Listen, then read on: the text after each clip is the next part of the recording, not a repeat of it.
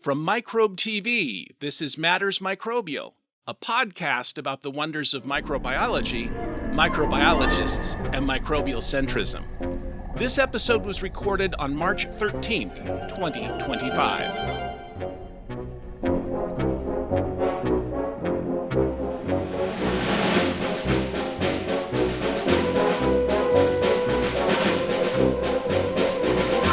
Hello, Micronauts, and welcome once again to our Quality Quorum.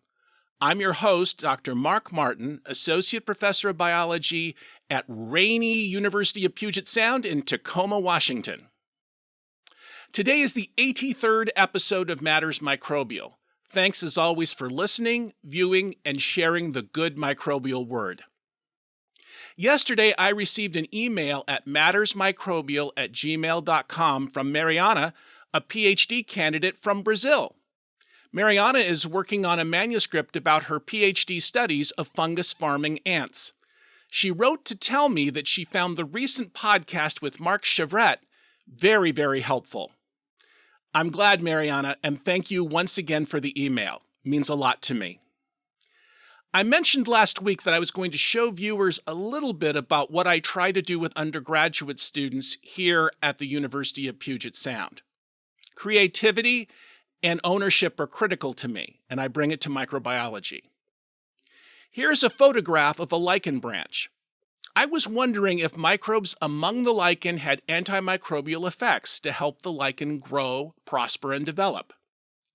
I took the branch, put it in buffer, and then I swabbed some of that material onto an R2A plate seen here, and I saw a very busy plate. I have marked 3 different appearing colonies, although there's a lot of diversity there. Isolate number 1 is quite yellow upon re-isolation, as seen here. Sometimes it takes me time to separate hitchhikers on a plate from the target, but I did it. Isolate number 2 is pinkish. I'm always interested in pigmented microbes, since some of those pigments are themselves antimicrobial. Isolate 3 is the fluorescent one seen here in a short movie. The fluorescence could be due to siderophores that help sequester iron for the colony producing it. They are also sometimes antimicrobial. I will keep you all posted as I learn more about these and other isolates. Again, the students get to discover their own microbe from a sample and study it further. It really seems to spark their microbial joy. I'm always amazed at the strategies that some microbes have to survive and prosper in unusual environments. And to be honest, the human body is one such environment, or more accurately, a series of environments. The aridity of the dry skin, the furiously moving bloodstream, living within immune cells, or even persisting in the acidic stomach. In each case, the microbe has adaptations that allow it to survive and sometimes prosper in an environment, and sometimes cause disease. Take, for example, the topic of today's podcast, Helicobacter pylori, which can cause gastric ulcers or even in some cases stomach cancer in humans. There are many fascinating stories to share about this microbe. For example, the scientists who proved that Helicobacter could cause gastric ulcers by, believe it or not, self-experimentation. Or the prevalence of this bacterium worldwide without seeming to cause disease. I will include links to both of these stories in the show notes, as always. In fact, this bacterium inspired the Giant Microbes company to create plush versions of this microbe, ranging from the small, seen here, to the larger, as you can see here. There are also clay models of Helicobacter as charms for your desktop. The toys are very cute, but the actual helical shape of the organism is a critical adaptation and is beautiful, as seen in this electron micrograph. For many years, I've attended the West Coast Bacterial Physiology meetings in Asilomar, California. I've made many microbiologist friends at this wonderful conference, including today's guest. I will include a link to this conference in the show notes. I genuinely learn so much each time I attend. So, It's a special pleasure for me to introduce an expert on the wily microbial ways of Helicobacter to the podcast, Dr. Karen Ottemann of the University of California at Santa Cruz. Welcome to the Quality Quorum for today, Karen. It's wonderful to see you again. Hi, Mark. Happy to be here. Well, how's the weather in Santa Cruz? Actually, it's probably kind of like your weather today. It's raining. Well, I don't have a problem with that. I know, you Some feel people right at do. home. Yeah, I do. There is one difference between, as you know, I was born and raised in Southern California. I love mosses and lichens. We have a lot of them here, not so much in Southern California. Well, it's good you moved there then. So let's talk about Helicobacter. Did you It. want to give a thumbnail sketch about it? Sure. So, like you said, it's helical shaped. It lives in your stomach. You get it. It lives in the human stomach. Exactly. You acquire it when you're a kid, usually, and then it stays with you your whole life. So it's like a special little friend living in your stomach. And the stomach is incredible because it's filled with acid. It's got a lot of motion to digest the food, churning away, and it empties regularly. So there's a lot of flow. So prior to sometime in the 1970s, people thought the stomach was probably sterile, meaning there were no microbes in there at all. But of course, us micronauts and microbecentrism sorts scoff at that idea now.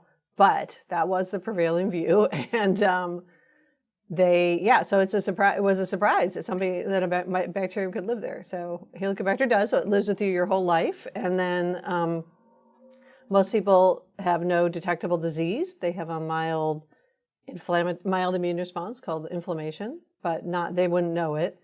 And then some of the people who are infected get ulcers, like you said, and a smaller percent get gastric cancer. You know, it's interesting to me because when I was a boy, everyone thought that gastric ulcers were due to stress. And that was the common thought. So you had to have a bland diet, but turns out none of that's true. Yeah, I mean, with the discovery of Helicobacter pylori as a cause of ulcers was in the 1980s, as you said, and the people who discovered it, Barry Marshall and Christopher Warren, they met with a ton of resistance. And I'll show you some interesting articles about that, but one thing that helped a lot, I think, was that they were coming as pathologists and not gastroenterologists. And so they didn't get so much stuck into the prevailing view of gastroenterology, but were able to look at things kind of in a somewhat outside perspective. But part of the reason that Barry Marshall ended up drinking Helicobacter was that no one believed him, that it was a cause of ulcers. There was such a strong belief that ulcers were caused by the things you said, like too much gastric acid, diet, stress, these kind of things. You know, it's interesting to me because, you know the saying, you and I have talked about this, that there are stages to scientific research. One is that's a dumb idea. Second is it might work in some cases, but it's not relevant. Third is I said it was a good idea all along. And then I had a student come up with the fourth one, and I came up with the idea first. And you and I have seen that. Yeah. But it's really relevant because how do we know something is true? And what I like about this story so much is that they actually did the experiment. Admittedly, notice both of them didn't do it on themselves, but this was based on what the pathologists have seen. We've also talked on this podcast how much we learn people from outside a particular subdiscipline coming in, and this is a wonderful example. Yeah, no, it is a really amazing example of that. And it is really interesting. I mean, at the time, what's kind of interesting about Helicobacter pylori is that now we study it infecting mice. And so a lot of times students will ask, well, why didn't they just infect mice? Well, they tried, but it turns out not every strain of Helicobacter pylori will infect mice. And so at the time, they just weren't lucky enough to have found one. And so they didn't have that as an option to test whether it could cause an ulcer or a disease or infect the stomach at all. And this is really interesting as well, because once again, here's an organism that in some cases causes disease, but in others not. And this is and there's something when I teach, and I'll bet you do the same thing. Our problem is that we're binary, yes or no. Yes. And that's not life.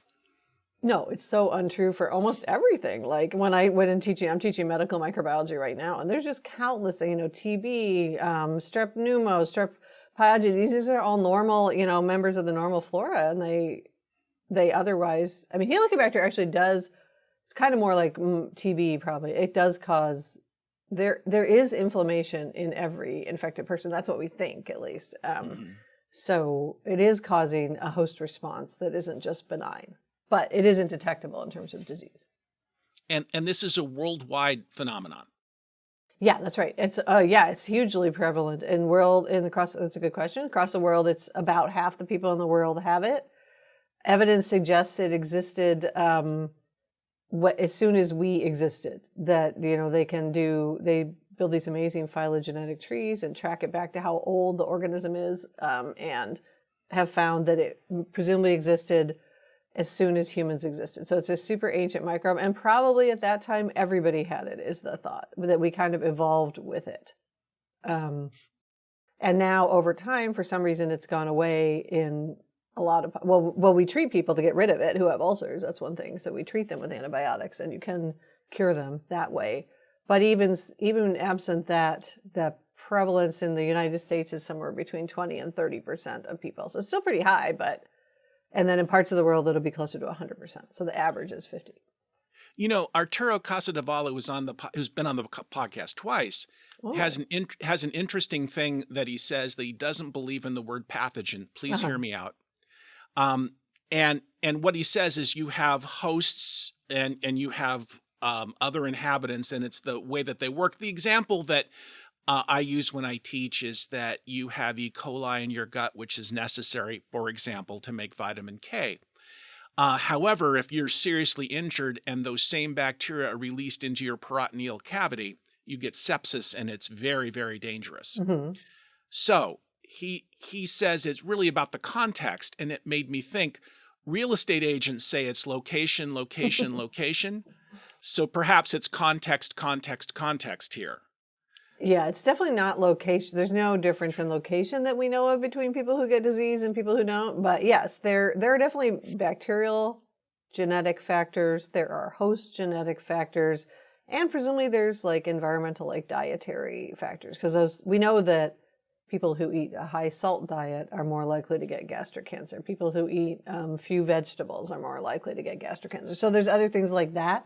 How all that interplays with the bacteria, though, is not always so clear. Although some people have done some really nice work showing that high salt will change the genes that the Helicobacter expresses. So it's possible that the dietary components interact with the H. pylori and then cause it to, express more or less virulence factors.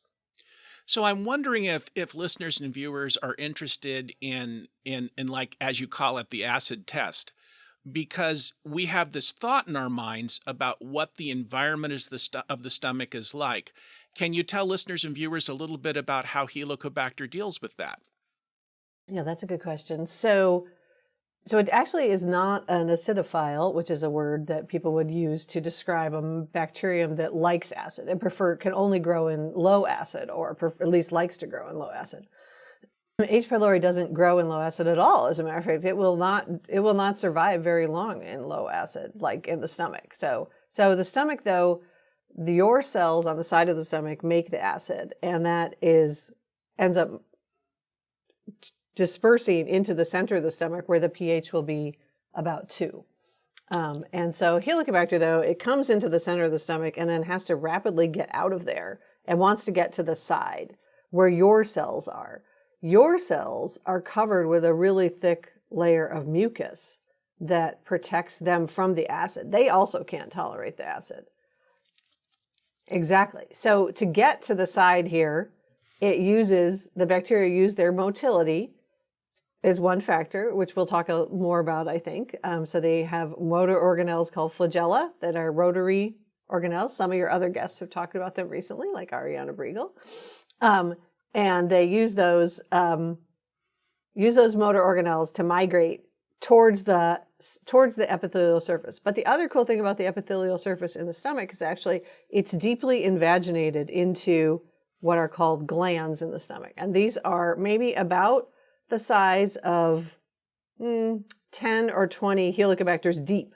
So the helicobacter goes into those glands, and those are sort of like little, I'll say like almost like dead ends or cul-de-sacs where the H. pylori seems to be able to stay there without so much of the churn and flow of the stomach affecting them.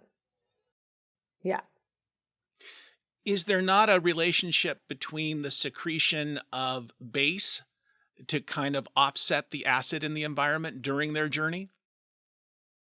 So your cells do that. Your cells do secrete base to balance it out for them. But Helicobacter actually, the main factor people have studied for Helicobacter is an enzyme called urease. Mm-hmm. And that cleaves a molecule called urea that you actually make. So you make this thing called urea, and it's basically two halves. It gets cleaved into two halves that each combined part of the acid. So each combine a proton. One is CO2, it can bind a proton, and one is ammonia, it can bind a proton. And so this basically acts as a way for Helicobacter to just kind of bind up a bunch of acid right around it in its local environment and sort of thought to create like a little cloud of neutrality right around the microbe. It's really amazing to me. I mean, all the adaptations that microbes make to the different, and I always get in trouble when I say this word, niches or niches, depending on one's point of view. Mm-hmm.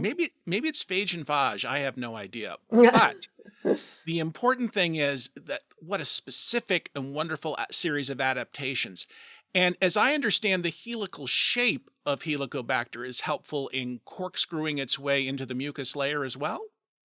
Yeah, that seems to be true. It's not the ones that aren't corkscrew shaped will get through there, but it's probably a game of, like a little bit more efficient makes the difference in the colonization efficiency. So yes. So people have studied beautiful work from Nina Salama's lab creating mutants that are no longer helical and trying to analyze what happens to them. So really nice. I'm still, this is not going to be relevant immediately, but I'm sure it'll come up. I myself want to know how you grow a microaerophile like this in the lab, but I guess you're going to get to that. We can get to that if you want, whenever you're ready. Well, probably then I think everyone has kind of a thumbnail sketch.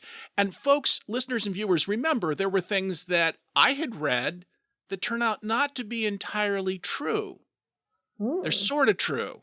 And that's important to remember when we're dealing with the way science is described in society. It's a process.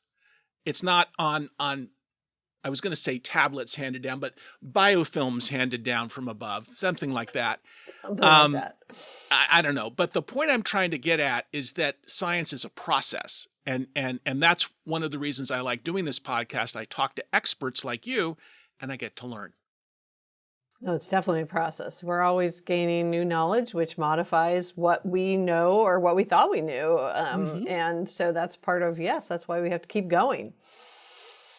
Well, that's what Mark Twain said a long time ago, that it's not what you know to be true that's the problem. It's what you think is true and isn't that's the problem. Uh-huh. So, yes. Yeah. So maybe it's time to introduce your research problems. Yeah. Okay, sure. So in my lab, we work on Helicobacter itself and try to understand how it survives in the stomach is the main gist of the research. And one important thing that we've already touched on that our lab focuses a lot on is the ability to swim and be modal with the flagella, which are the motor organelles. And so if you look at I have, of course, my own Helicobacter here. You can see it's got these long things, and these are the flagella, and they rotate. And like that, yeah, exactly. But they have a motor at their base, actually, which you can't see, but we will see some pictures of it. They have a little motor at the base of each flagellum here, and they rotate and make they can go like this, or they can go like that, actually, back and forth. And so our lab has been very interested in that because in addition to just swimming like that, they actually have molecules in their cell membrane called chemoreceptors, which sense signals in the environment and tell the bacteria basically, keep going, this is good, or try some new direction. And so on my little model here, someone in my lab, maybe this one, I'll show you it. It's showing these chemoreceptors detecting some good things like birthday balloons, birthday cake, and a glass of wine. That's not really what they detect, but that is of the right idea. So one of the things that when I teach about chemotaxis, and I have like 10 minutes in a course on this, Yeah. in one direction, you're in what's called a run. Yeah. And then you reverse the situation, and then you're tumbling. Yep. And so the real issue that the chemo arrays are doing is biasing the number of tumbles and runs. Yes. So you end up going in the direction of something that's an attractant and away from something that's a repellent. That's right. There's a little bit of difference with Helicobacter and other bacteria because their flagella are all at one end. And E. coli, the flagella, I don't have any E. coli here, but they're over the whole body. And so actually the way they swim is slightly different. Not too much, but Helicobacter, like I said, it goes forward, and that's when it senses something attractant. And then it'll actually go back, but it won't be on quite the same angle. So then when it goes forward again, it goes like off like that. So they don't quite tumble, but they do reverse back and forth like that. And they do bias the frequency of reversal if they like something. So if they like something, if it's an attractant, like you said, it's something beneficial it's good for them, then they keep swimming forward. I love asking students in a context like this, what do you think something would move toward, an organism would move toward or away, to get to think about it. Birthday cake, balloons. So, but we already know from what you said, what is the relationship with oxygen? It's a microaerophile, so it wants to kind of move away, but not too far away from the oxygen. So this is important for listeners and viewers to see that there's such elegant control. Yeah. And in a lot of ways, I think of these chemoreceptors as almost being like computers. Yeah, they integrate a variety of signals to make a decision, basically. So they're taking a whole bunch of inputs. Yeah, well, it's interesting for Helicobacter, as far as we know, oxygen is not a chemotaxis signal. So even though you're absolutely right, they prefer a particular low concentration of oxygen. They need some, but not too much. They don't seem to use chemotaxis for that, as far as we can tell. And chemotaxis is their ability to sense the different signals and integrate that into the swimming response. And so, yeah, the things we know. Do you want me to give it away? Please. Okay. Well, beautiful work from other labs have shown that urea is a very potent chemoattractant. They like urea, and that makes sense. They need that to buffer themselves. pH is a chemorepellent, so that makes sense. They don't really want to go. They want to go away from that. They also sense, our lab and Anna Rajanakova's lab showed they sense lactate, which is a really interesting chemoattractant. That's a food. It's made as the mammalian cells as a waste product generally. And so Helicobacter seems to use that as a way to maybe find mammalian cells and certainly get a food. There's a couple other things like arginine, amino acids, things like that the bacteria go towards. And then the final signal, this one different. It's not quite. We haven't reached a consensus on this yet, but there's another receptor that seems to sense what are called reactive oxygen species. But not things like the mucus, not any of the mucins. That's interesting, huh? Not yet. I mean, we're still studying, though, of course. And so this is just what we know so far, and you're limited by the types of experiments that have been done. But yeah, so far we know those things. Mucins are proteins, so they get degraded into amino acids, so that's a possibility. It doesn't seem to like sugars as far as we know, so.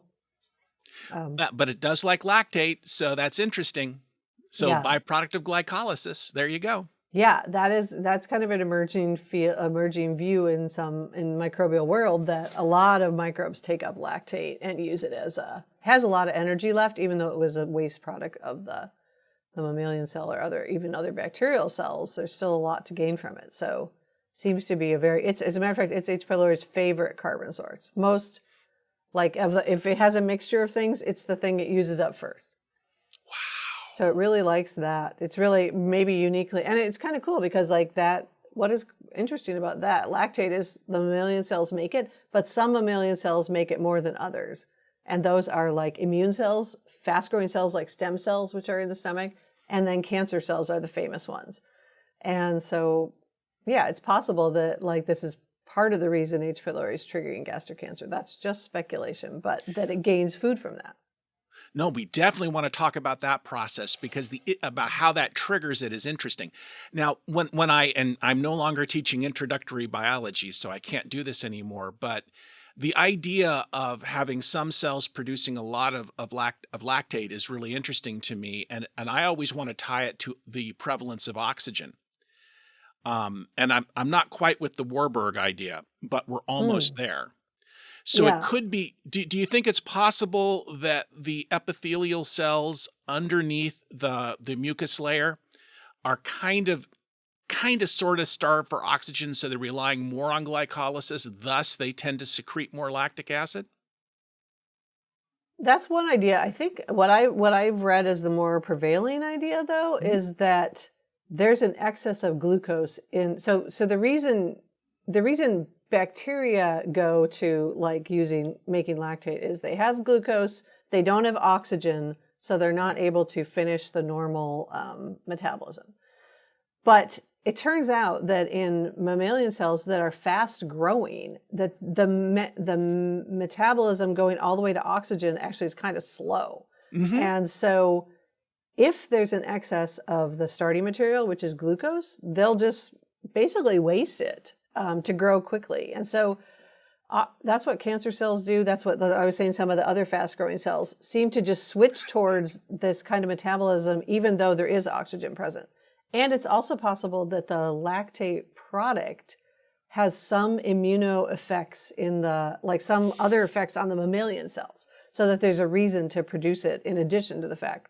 But this is the part of the reason, when people get PET scans for cancer, they take like a radioactive glucose and they're looking for regions of the body where there's very, very rapid metabolism, where that glucose is being like homed to that region. And that's part of the reason the cancer cells are just like going crazy through the glucose and like spitting out lactate because they just want to go fast.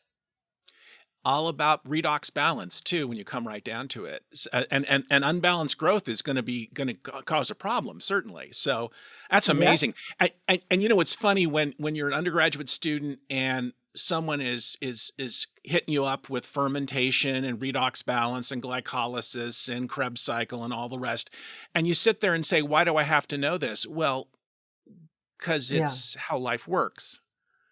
And it's interesting. Yeah. We're reductionists. We look at one pathway at a time. And I don't think that's how life works at all.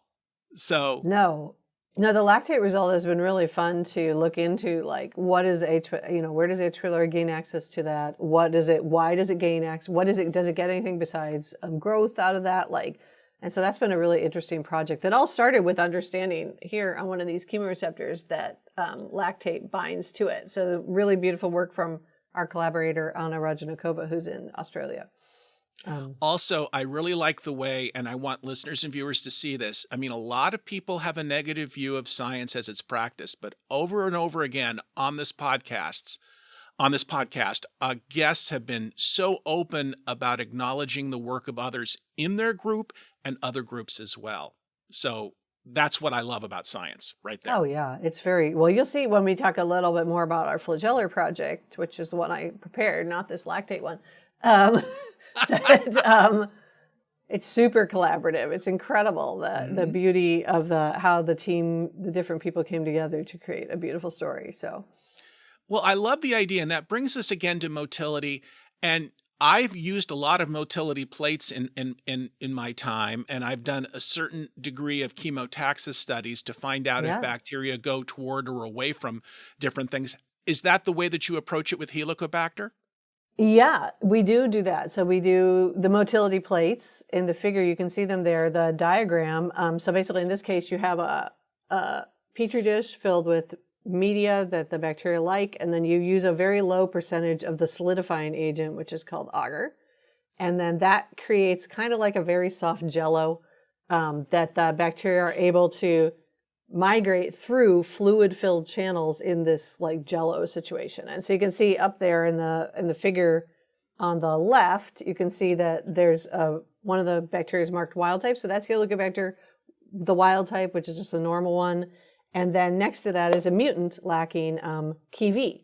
And so this is one of the chemotexus proteins. We don't need to know what it is, but this is how we started on this project, was studying this particular mutant. And what we noticed was that in this this media, which is called soft agar, the KV mutant started out with a defect, but actually gained the ability to go through that agar better. And this, after some work, we determined that there was a mutation that was happening in the bacteria. So they had lost the KV protein, but they had a mutation somewhere else in the genome. And so the question was, what is that other mutation that allows the bacteria to go through the soft agar? What can we learn from that?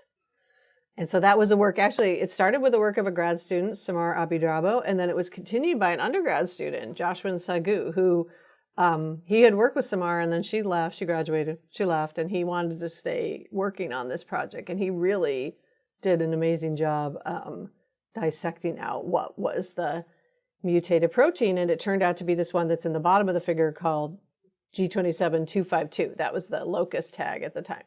We didn't know what it was. It was just a hypothetical open reading frame that had been mutated so that the protein product was not produced anymore. Evolution is everywhere, isn't it? Yeah, well, especially on these soft agar plates are really great for that, because you can really easily see if you have a type of bacteria that can't go well, the ones that do go well, will make these bigger colonies, and so you can pick them up. Yeah, it's so much fun. I think of them almost like bacterial clouds. And I will tell you, when you do this with bioluminescent bacteria, it's so much fun. Oh, yeah, I'm sure it is, yes. Yeah, okay. So do you want me to keep going, or? No, I think that's great, because I want to make sure that you have a chance to talk about the things that you really wanted to talk about, rather than deal with my enthusiasm. I want to tell you what we figured out about that protein, what it does. Please the do. Mutant gene. Yeah, okay. All right, so that was that one. Okay. Well, what was interesting was we knew that this actually took a lot of sleuthing, because we knew that the bacteria, okay, so we know that the bacteria with the mutation in the gene that we first called 252 went better on the soft agar. So they migrated better. So that was interesting. So we're getting rid of something that normally slows them down. And so we did a lot of work, like where we analyzed their swimming and speeds. We analyzed all the different parameters we can analyze, and there was no difference that we could detect. So we were very puzzled about what 252, I'll call it that for now, was doing. Joshua, though, did do a nice thing where he searched the world database and found that 252 was actually similar to a type of protein in another motor organelle called the type 4 pilus. And H. pylori didn't have any type 4 pili that we knew of. And first I was very skeptical of this finding, but Joshua persisted, and he looked at all the genes around 252 and found that though two of those were also similar to type 4 pili genes. So this was I was like, okay, that's interesting, but we still didn't understand, because we were like, there's no type 4 pili, but there's these type 4 pili genes, and the bacteria go better when you get rid of them. So these were called, so I'll change to the name that we now call it, which is PIL-O. It's part of the inner membrane complex of the type 4 pili. Okay, so we're kind of stuck there for a while, until just by random chance, I was having a conversation with Anna Rajanikova, our friend and collaborator in Australia, and she was sharing that with me that she had done an experiment to look for other proteins that were associated with the flagellar motor of Helicobacter. And she said, "You won't believe what I found. I found some type 4 pili proteins." And I was like, "You're kidding." It was a miracle of like confluence. I was like, oh my gosh, we also found those. And we know that the bacteria migrate better when they're knocked out. And so with her data, she knew that they were part of the flagellar motor. We didn't know that before.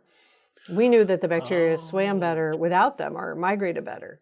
And so so we were like, that's incredible. And then by then, Joshua had graduated, but I had a postdoc then whose name was Xiaolin Liu, is Xiaolin Liu. And Xiaolin realized that the structure of those pill O and the other ones, which are called pill N and M, form a cage-like structure in the type 4 pili. And so, like, they form a multimer around kind of the base of the type 4 pili. Do you want to ask a question?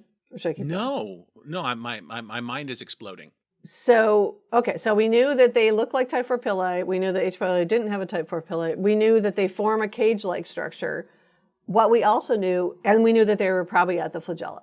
So, but we also knew from other work, earlier work that, from June Liu's lab, a different Liu, that the H. pylori flagella actually has all these mystery parts that are extra parts. And they actually had a part called the cage, but nobody knew what it was. Nobody knew what the protein was.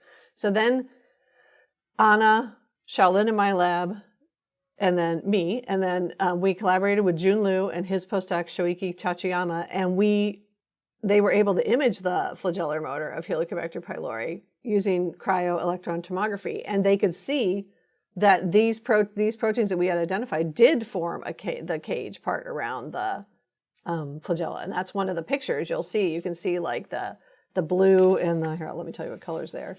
They are, if you look actually at the right, maybe up at the right top panel, you'll see like the blue cage, and the rest of the gray is kind of the rest of the flagellar motor. So that was incredible, like that we had identified the cage kind of through this. Remember, it started from the random mutation that migrated faster on soft agar. But it was still puzzling because before this, everybody thought that the cage was going to help motility. But what I told you was that when we got rid of the cage, they go better. So we were very puzzled by that. But the Xiaolin in my lab did some really nice microscopy and was able to show that what actually happens on the soft agar is that as soon as the H. pylori gets there, the wild type 1 stops and forms little microcolonies for a while, and then eventually goes. And what the cage mutants do is that they get rid of that delay. So they no longer stop, they just go. So the cage is somehow involved in telling the bacteria they're in a situation where you should stop and wait for something. But we don't know what yet, so that's where we are. Well, I think it's important for listeners and viewers to remember that this is a Bill Metcalf thing. Bill Metcalf used to very dryly hit me with these comments, that a phenotypic assay is not really what the organism is perceiving. It has its own agenda. And so one of the things that I wonder, and I could be very wrong about this, is the difference between a motility plate and the natural environment in which Helicobacter has to be. I don't know what that is, but that has to be related. Unless, and this is maybe a bad question, are your mutants that swim faster in soft agar, are they less likely to cause disease? Well, that's a really good question. I'll say two things about this. So far, we have preliminary experiments, yes, that they actually, well, I don't know about disease, but they don't colonize as well in the stomach. And we're following up to dissect that more. So that's still in process, actually. But one thing that is interesting that there's some really nice work from Francesco Bacciolato, another person who's at Oxford University, doing like stomachs in the lab more and making these things which he calls mucosoids. So they're like stomach cells that make a lot of mucus. And then you can analyze how H. pylori behaves in the mucus. And he had already observed that the bacteria actually tend to form like little microcolonies. And then, so it turns out the mucus actually has a soft, fluffy layer and then a hard layer. And so the bacteria go through the soft, fluffy layer. When they get to the hard layer, they stop. And they seem to wait for a while. They multiply and form like a microcolony there. And then eventually one of them breaks through the hard layer. So we're not sure, but it seems somewhat analogous to what we see in the soft agar, where they sit and wait for something and then eventually go. So we're now trying to figure out if that is a similar situation or not. It seems like it is. but we're still working on that. Due to a mutational event? Is that what I'm hearing within the microcolony? Probably not. Probably Okay. probably the mutational event is probably like what we detect, but probably in the real situation, it's more of a regulatory event. I'm so interested in this. And again, what we see versus, and I know that bacteria don't actually have eyes, but Right. what they True. perceive becomes really important. Yeah, right. I think you're absolutely right. Like what we can see in the lab or under a phenotypic assay isn't exactly what they're seeing at all. And but it is telling us something about what they are seeing. And so then our job now is to figure out how do those two situations relate. And you've looked at colonization, so this isn't something just on a plate. Let's be very clear on that. And that's what I love when you see something in the labs. I'm going to call it in plastico. Okay. Like on a petri dish. And then you see it's also relevant to a more in vivo situation. That's got to be really, really a wonderful feeling. Yeah, no, it's been a really, really fun project. Just the whole thing of like just the fact that there's these type 4 pili proteins that they're normally in type 4 pili, and now they've been co-opted or hijacked into the flagella. And in the type 4 pili, they don't totally know what they do, actually. That's interesting. But they seem to also maybe signal from some properties of the type 4 pili into a downstream host response. Bacterial response, sorry, I should say that. Downstream bacterial response. And so it seems like maybe they're doing the same thing in the flagella, that they're signaling something about the flagellar state to the rest of the cell. So that's kind of cool that they seem... Even though type 4 pili are completely different in what they do. They're like a extension retraction, like a Spider-Man thing, and flagella rotate. So the types of motions are just completely different. So that's really amazing that the same type of kind of maybe regulatory protein can work in both contexts. It is true that the way that flagella are constructed is the hollow center of the flagellum and then self-assembling at the tip. And the way that pili, type 4 pili anyway, work is disassembly at the cell side of things. That seems to me kind of a more direct regulatory issue there. So, I mean, that's why there might be a connection there. And this is really exciting. And again, we're really complicated. Even when we look at, and people will say things to me all the time, how simple microbes are. And I just laugh, right? I actually said once to somebody, like, go build one, please. But, and I really like the mucosoids, and I guess those are like organoids. Yes. But I can't wait to put that link in there, mucosoids. I love it. Karen, one of the things that we've talked about on the podcast a lot is the role of sociomicrobiology, the idea of what microbes do in communities. Is it one Helicobacter for itself, or are there group effects, or even with other types of microbes that might be found in the stomach? Yeah, that's a really interesting question, Mark. I like that. Well, there are microbes in the stomach. It's not that there are none, but what's interesting is there don't seem to be any deep down in those gastric glands where Helicobacter lives. And when people do experiments where they add Helicobacter and analyze how that changes the microbiome, the other microbes that are there, it doesn't really change it very much. It mostly just changes it in the way that all of a sudden there's lots of Helicobacter. It becomes a dominant member. But the other ones are still basically the same. Probably because they live more in the superficial mucus up in the top part and not where Helicobacter lives. It seems to be the only one in its niche. And so, so that's really interesting. And another really interesting thing is it doesn't seem to so much communicate as far as we know with the other microbes. And another really interesting thing is that I said it was a chronic infection, right? So you get it when you're a kid. And a very interesting thing is that you probably get it again, right? A new Helicobacter comes in. However, we don't really know how people get exposed, but we know they eat it, or it comes in, or through the mouth. And so what people have observed, our lab and Manuel Amieva's lab also have observed that once there's one Helicobacter there, it kind of prevents the other ones from establishing. And so this sort of makes sense from an evolutionary perspective, that the first one in is like, yes, I got it, I'm staying. We don't know, though, what it is about the first one that can block the later ones or lower the later ones. Manuel's lab did beautiful microscopy work where they infected two together and visualized the gastric epithelium, and they can see each like little gland from the top view, and they can see that like one Helicobacter will land and will spread out in its area, and another one will land somewhere else and it'll spread out in this area. And when they come together, they mix a tiny bit, but not much. They don't spread into each other. So so there's some kind of negative interactions that we don't understand the basis for yet. It's Highlander. There can be only one. It's sort of more like that. So it's not a super friendly bacterium, I guess. It doesn't have a bunch of buddies that it hangs out with. Mm-hmm. Can we talk a little bit? I don't know, maybe you have other things you want to do, but I'd like to talk about inflammation and then hopefully, and then also about the idea of leading cancer. Not hopefully, there's nothing hopeful about cancer. Yeah, okay, right. So, we said the bacteria infect and you get them in your kids and then you develop a mild inflammation, a low-grade inflammation. Everybody gets that.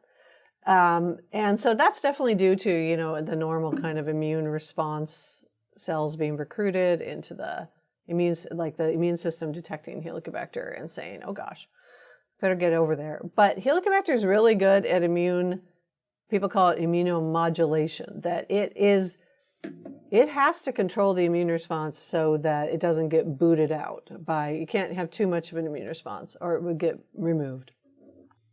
So people think of it as a really good immune manipulator, or there's evidence for that. But there are some particular H. pylori proteins that promote a higher inflammatory state. The most famous ones are in what's unfortunately called the type 4 secretion system, which is unrelated to the type 4 pili. It's a set of genes that some Helicobacters have that make them more able to cause inflammation. And the type 4 secretion system delivers proteins to the host cells. And this H. pylori type 4 secretion system is only known to deliver one protein and then a couple pieces of LPS or peptidoglycan. And both of those are parts of the kind of the cell envelope. And those all trigger the protein, and then the pieces trigger inflammation. And so that's one way, is that the bacteria have the ability to trigger inflammation because they deliver things to the cells, and some Helicobacters have more or less of those abilities. So that's one possibility. But then also, there's human alleles that, human genetic variation that will create a stronger inflammatory response. And so there's several mutations in different cytokines, which are the immune signaling molecules we use, that are generally speaking promoter mutations that lead to elevated amounts of those cytokines.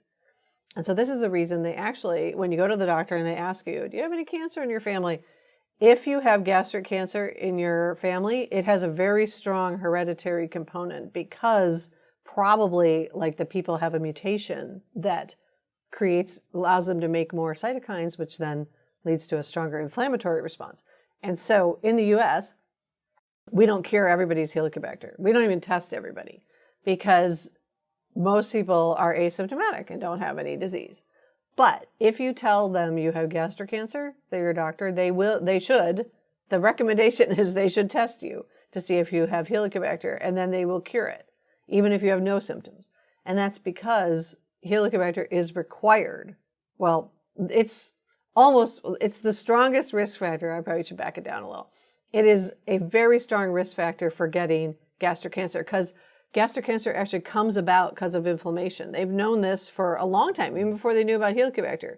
They knew that something triggered inflammation in the stomach, and then there was this progressive state that led from inflammation to severe inflammation to gastric cancer. But they didn't know what the starting thing was, the starting trigger, until they identified Helicobacter pylori, and then they figured out that is the main starting trigger. So gastric cancer is incredible because it's a terrible disease. It's often detected very late, has a very low survival. But if you cure Helicobacter pylori, you will stop the progression to gastric cancer. It is a preventable cancer in that way. So yes, it's very important public health-wise that if you have any gastric cancer in your family, you are evaluated and you get your Helicobacter pylori cured. That's an amazing story. Yeah, no, it's incredible. In some countries, they cure everybody now. So some parts of Asia, they have, in like Korea, for example, they have very high incidence of gastric cancer. Gastric cancer is not so common in the U.S., maybe because we've gotten rid of a lot of the risk factors, including Helicobacter, and the high salt diet, we eat vegetables, blah, blah, blah. But in other parts of the world, gastric cancer will be, in the top, certainly one of the top killers. Over worldwide, it's like number 4. So it's very high. And so some countries with really high incidence of gastric cancer, they're actually trying to cure everybody of their Helicobacter to see if they can get that incidence down. That's an amazing story. Lots of fun. Lots of interesting links to put in there. I did know a fair amount about the role inflammation can play in the genesis of cancer.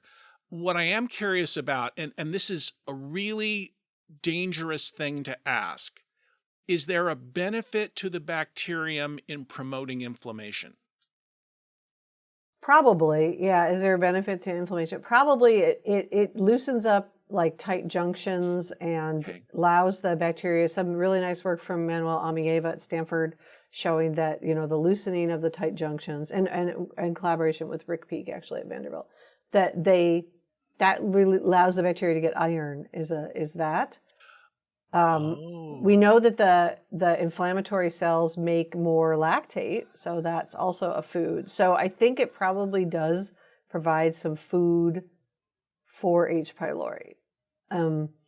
But the interesting thing is if there's too much inflammation, that's definitely bad then there'll be lower Helicobacter numbers. And as a matter of fact, by the time people get gastric cancer, for example, when they analyze their stomach, the H. pylori is gone. It's not there anymore. It doesn't seem to survive well if people go all the way to severe inflammation or to severe gastric cancer. So it wants to it doesn't actually want to cause really bad cancer, if it wants anything. It wants to cause a mild state, keep you happy. Well, I think that the comment about immunomodulation is so important. And one of the things that, again, when I teach this, we talk about some of the gut microbes that have to be there in you. Yeah. Well, all of us. And on the other hand, other organisms are kicked out. And so I often talk about the classic work that Sarkis Mazamian at Caltech did about this, showing that if you change some of the interactions between a microbe and the immune system, that organism will get kicked right out. So that whole issue that a microbe has when it's living inside of you of avoiding or manipulating the immune system to protect its location seems to be critical.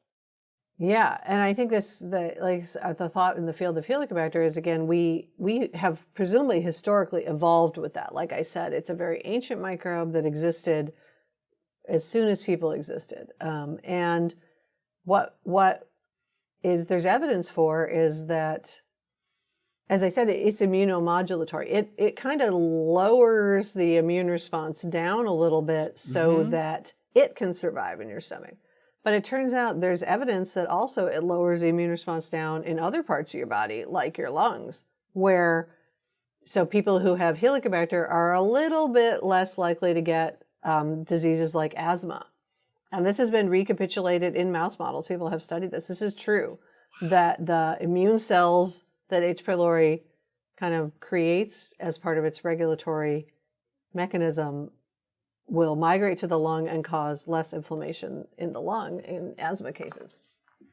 So there may be, it's kind of like what people think, that we evolved with certain microbes, and we're kind of like adapted to have them almost. And so that's one idea with Helicobacter, but it does cause really serious diseases. So I don't want I don't think people should get infected. I don't think we should have infection parties with Helicobacter. Oh, good Lord. No, of course not. Of course not. But this idea of influential passengers, are certainly we've co-evolved with our microbiome. Yes. And something that's present in a large proportion of human beings, that sounds like something that isn't always a negative. And that's what you're saying in a way.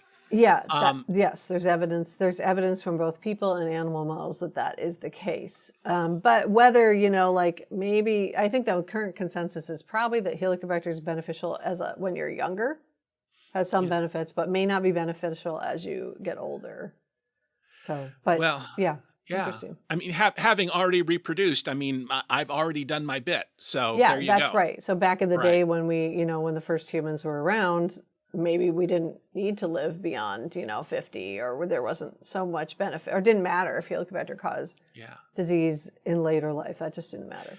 And you already talked about the relationship between certain human genetic differences, say in the production of cytokines, and the impact that Helicobacter has. So once again, it's two different things working together. Well, yes. Well, they kind of combine. They combine, right? They combine in an interesting way that's going to make it. Yeah. So this partially at least explains why some people get disease. I don't think people think we know the whole story of why everybody why people get disease and that would be really incredible. That would be actually, if we could block the disease caused by H. pylori, instead of right now, all the treatments kill H. pylori and boot it out.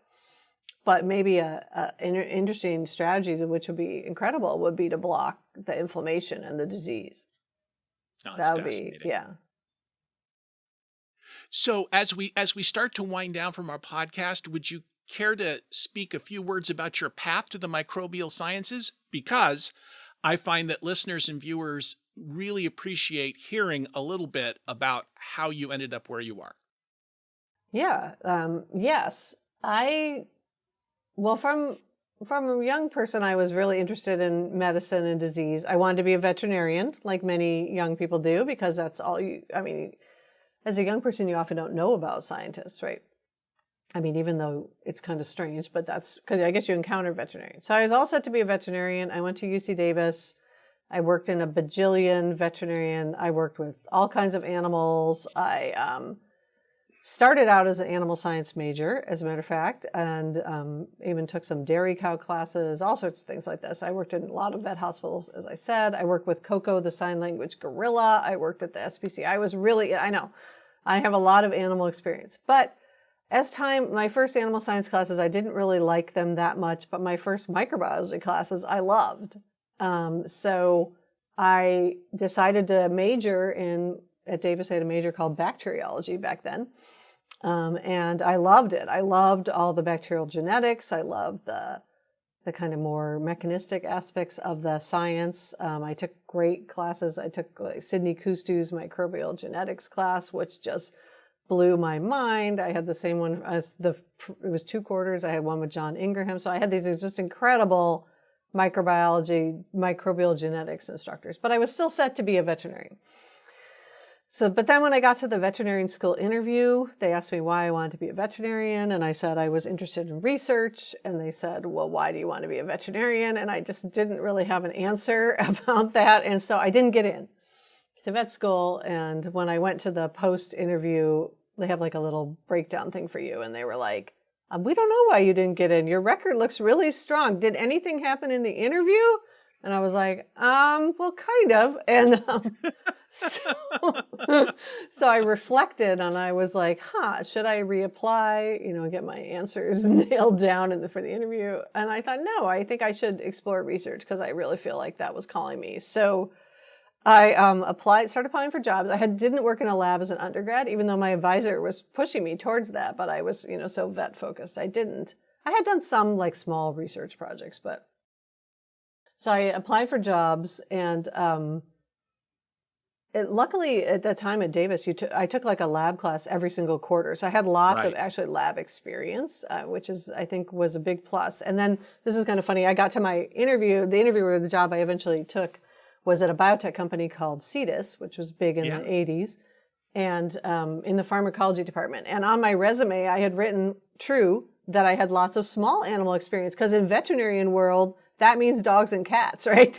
So, but when the research world, I got to the interview and the guy was like, "Hey, have you worked with mice?" And I'm like, "No, I haven't worked with mice, because nobody brings a mouse to the vet." So I said, he's like, "Well, would you be comfortable working with mice?" Okay, so I was dressed up. It was the 80s. I was wearing like a skirt and like I'm all dressed up. And he's like, "Let's go back into the mouse house and see how you do."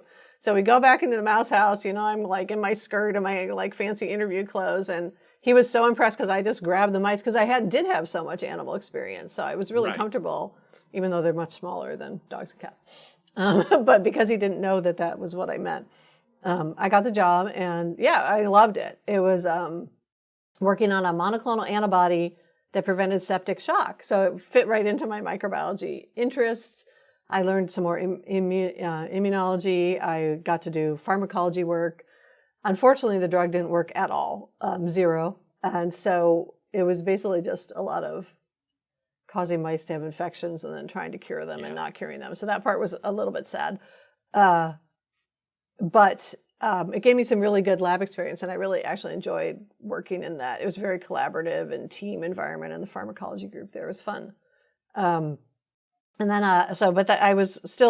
I applied to grad school after starting working there. I never wanted to stay there that long. I wish I had stayed there longer, actually. I should have been more open-minded, but I was raring to go. So I applied to grad school and ended up going to Harvard Medical School in the microbiology department. I interviewed there, and I loved it because people were so into the microbiology and so excited. And there were people by then I had figured out that what I liked from reading, actually grad school, like this was the olden days. I mean, you and I are probably similar in age. Like you would write to grad schools and get their flyers, right, about there was no web. And I remember reading about like people doing microbial pathogenesis work and understanding the genetics of how microbes cause disease. And I was like, oh my God, that is exactly what I want to do. There was no one at Davis really doing that at the time. So one of my main advisors was Jack Meeks, who's a microbial ecologist. And he was like, "Oh, I know this one guy, Stanley Falco." It just was kind of a different time, I guess. And so it was, yeah. I looked for papers written by Stanley Falco and who were the co-authors, and then looked up where they were faculty to try to figure out where I might apply to grad school. Because I thought, oh, this sounds like a really cool area. So for some reason, it just always stuck with me. And then, yeah, is that good enough?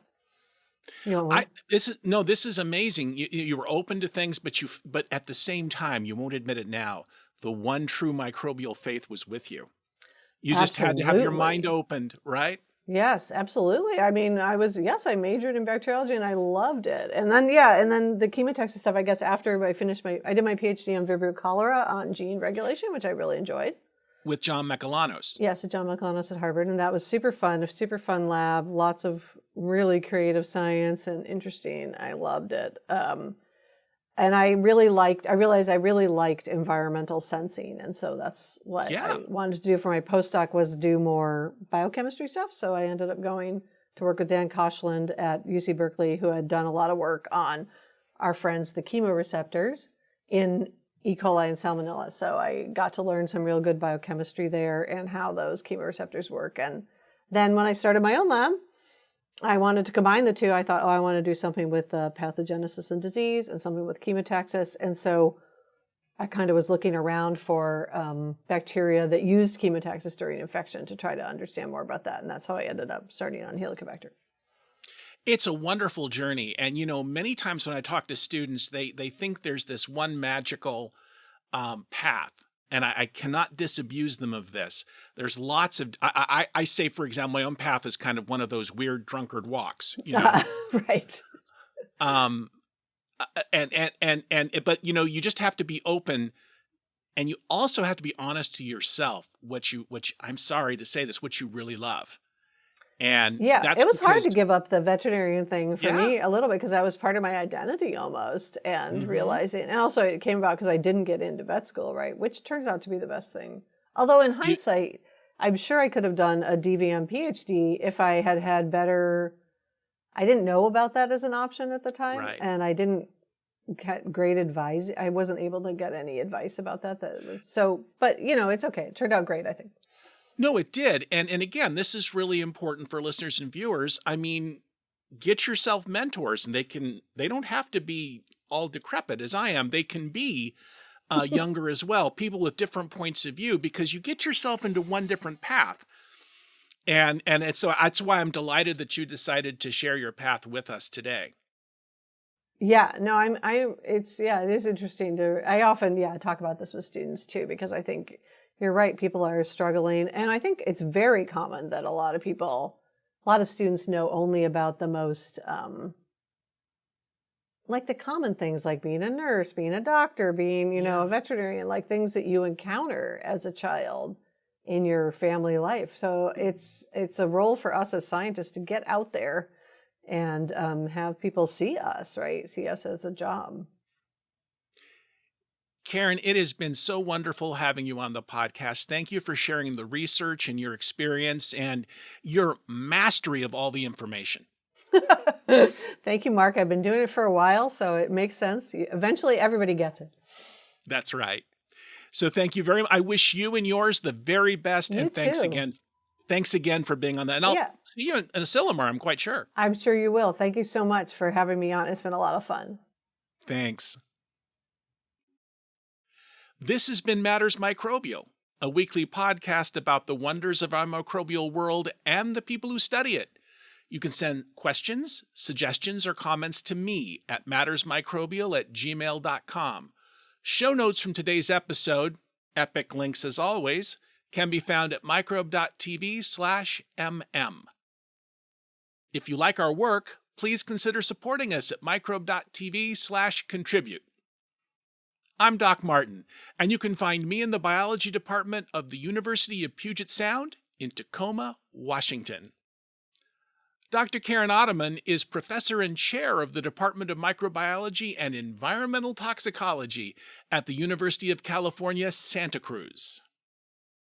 Many thanks, as always, to David Renata for superb editing and Reber Clark for the wonderfully quirky music.